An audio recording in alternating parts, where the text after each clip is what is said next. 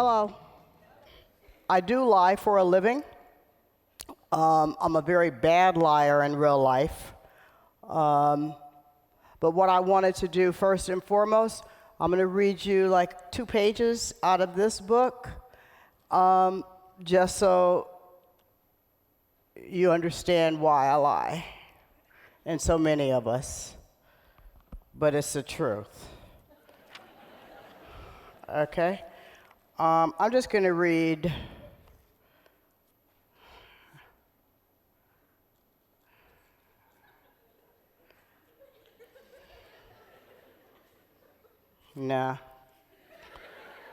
If I had, my main character's name is Betty Jean, I'm just going to read this. If I had it to do over, I probably wouldn't have had any kids. It's too much responsibility trying to steer somebody else's life when you're still trying to navigate your own. Back then, kids didn't come with instructions, so you had to wing it. And based on all these modern books full of recipes on how to be a deluxe parent and raise, are there kids in here? Okay, and raise almost near flawless children, I guess I'd have to give myself a C or a C minus because apparently I did a whole lot of things wrong. For starters, I didn't always put my kids first. I mean, I had needs too. Back then, between them and Lee David, I felt just like a pie. Everybody wanted a piece of me and barely left me with a little crust. Plus, I had to work. I did not talk to them in what they now call an inside voice. I talked to them like they were hard of hearing. It was the only way I could get their attention and let them know I meant business. Plus, I didn't like being a repeater, saying the same doggone thing over and over again and still not getting the results I was after. They were hard-headed. I'm proud to say I did not swear at them, but every once in a while they did hear me say S-H-I-T or D-A-M-N or H-E-L-O-L-N-O and 5 or 6 times maybe the F word, but apparently this was supposed to ruin them, but I don't think this is what did it.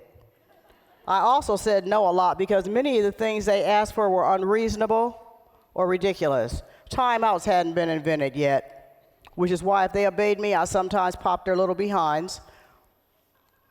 I didn't beat them, never used any handheld items.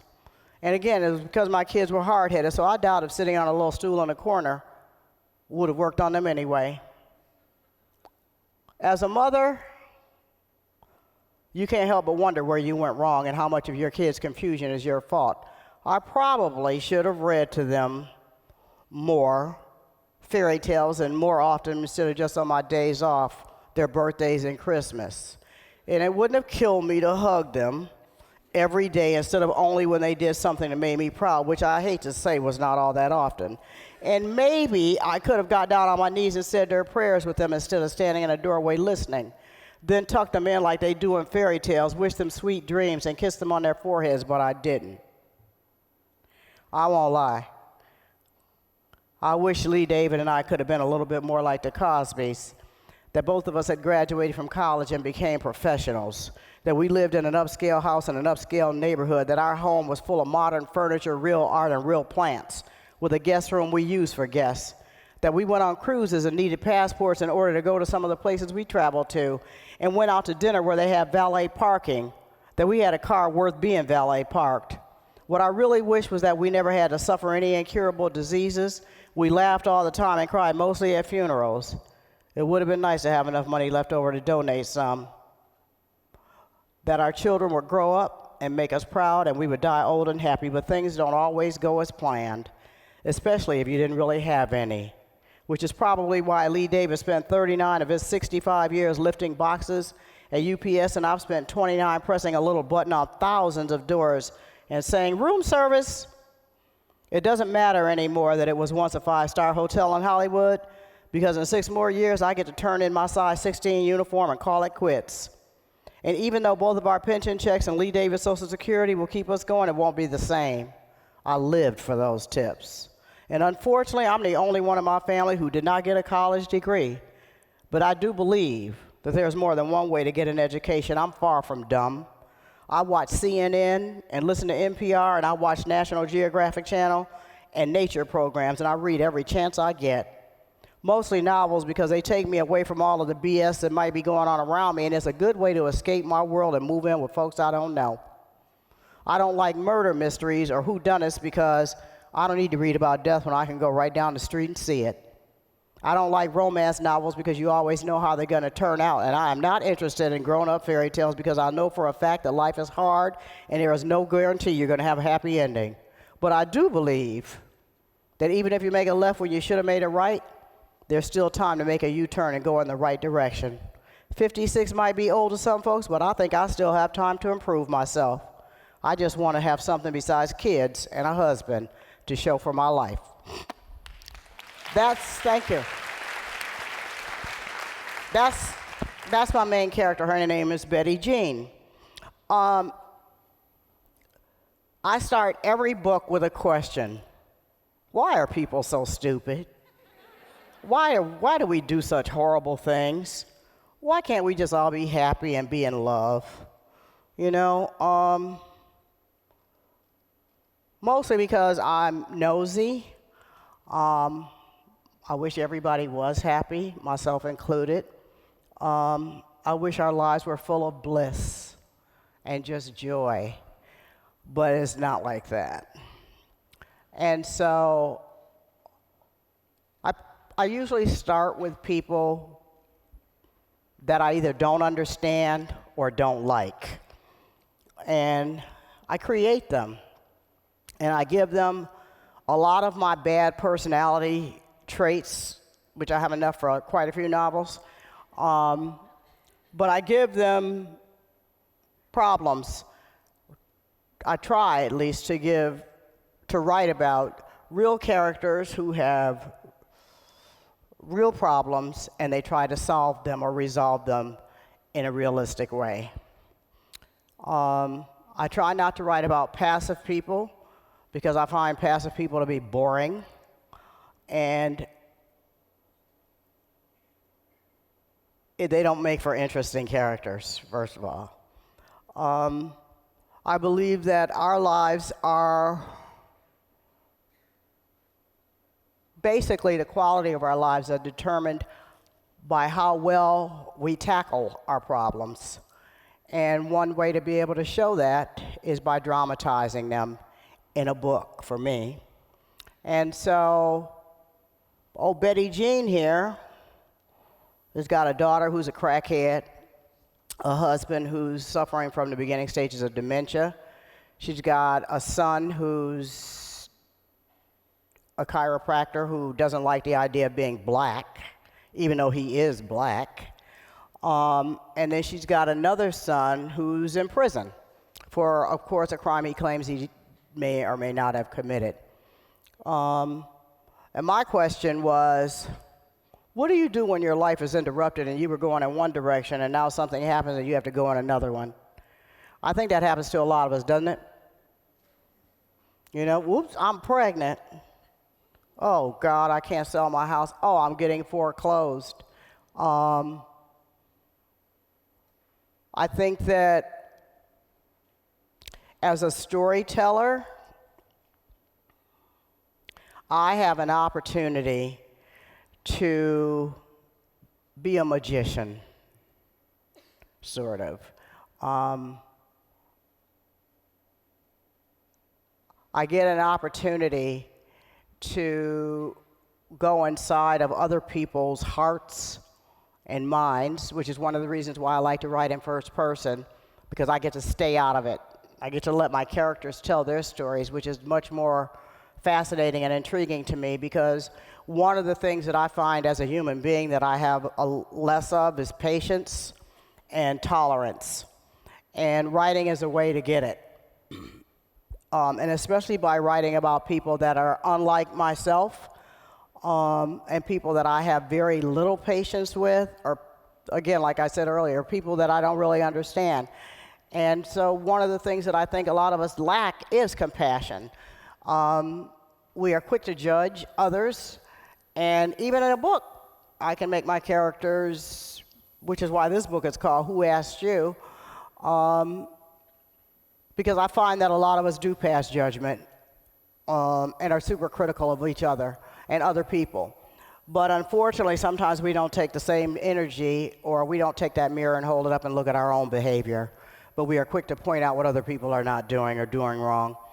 And So I make up stuff. I put people in situations, whatever it is that I think that, if you're a liar, I'm going to make sure you get caught. And it's going to be something major. And you're going to have to deal with it. If you're a cheater, oh, you're going to get caught. Okay? If you don't care about anybody but yourself, if you're just a narcissist or a sociopath, you're going to pay. But you're going to pay because you earned it, not because I want you to pay, because I can do anything on that keyboard. Anything. But the bottom line is that I'm ultimately going to find out why you lied, why you cheated, why you only care about yourself, why you don't take the time to listen when somebody's talking to you, and especially somebody that you supposedly care about. I just want to know what makes some of us tick. And one of the ways that I can find out is by not being me. I have to become a crackhead. And one way I learned how to become a crackhead, go on YouTube. I saw people smoking crack, and I was like, wow. And I learned how to smoke crack.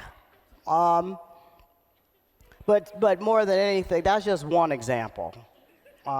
I write this book from 15 different characters' points of view, one from an 8-year-old little boy's point of view, one from a crackhead. I have one main white character in my book who is best friends with Betty Jean. And, we don't see too much of that. She's from Billings, Montana, which I've never been to. But again, I Googled it. And I saw, I wanted to know what property was like in Billings. And I saw this guy had a big, giant poster or billboard he put in his yard. And it said, "Rednecks for Obama." In Billings, Montana, I used it. Because deep down inside, there are a lot of things about, racism that I don't really understand. And so this was sort of like, it was almost like a contradiction, and his sister was once married to a black guy, and they had these little mixed children who, back in 2001, had to figure out, well, what am I?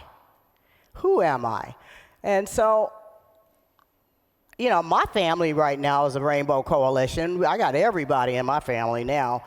And I remember back in the day when it was hard. A lot of things were hard, And so I chose these little elements to try to understand. And I have learned, as a result of telling this particular story, because I am the oldest of 5, I've had a reputation for being a little outspoken. My sisters say I have a big mouth, but it's not true. That I offer them advice when they don't ask for it, but they need it, which is why I'm the oldest. But as a result of probably every story, this one included, a lot of times people have thought my stories were autobiographical because I went to Jamaica, met a younger man, broke a law. But I wrote a draft of that story before my ex-husband ever stepped foot off of that island. I wrote it in 31 days. And the idea is that I want you to believe it. I want you to think all of this stuff happened so that you at least identify with some of it, even if it's just a fantasy. But in this story, I wasn't there, but I was there. And writing for me is also like praying on paper. Because I get a chance to make my characters live out whatever problems that I give them, but I also try to give them an opportunity or put opportunities in front of them so that they are tested. And I think deep down inside, that's what we all do. Thank you.